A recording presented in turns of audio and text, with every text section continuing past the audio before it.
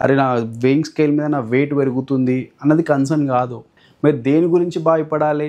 మీ బాడీలో ఇన్ఫ్లమేషన్ గురించి భయపడాలి, మీ గట్ డైజెషన్ చక్కగా లేకపోతే భయపడాలి, మీకు స్లీప్ నిద్ర చక్కగా పట్టకపోతే భయపడాలి. వీటి గురించి ఆలోచించండి. ఆ బరువు తగ్గితే నేను మంచిగా అయిపోతాను, వెయింగ్ స్కేల్ మీద వెయిట్ తగ్గుతుంది, అంతే. నీ హెల్త్ చక్కగా కాదు. చాలామంది ఈ క్యాలరీస్ని పట్టుకొని కూడా మీకు డైట్ ఇస్తున్నారు. No one is really bothered about your blood reports.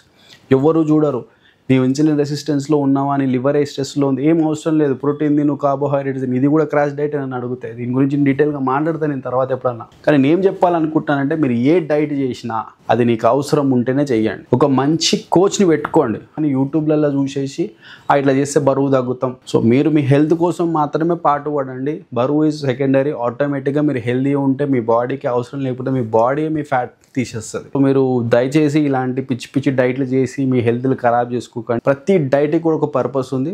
మీ బాడీకి అవసరమా లేదా అని చెప్పేసి ఒక మంచి కోచ్ చెప్పగలుగుతాడు.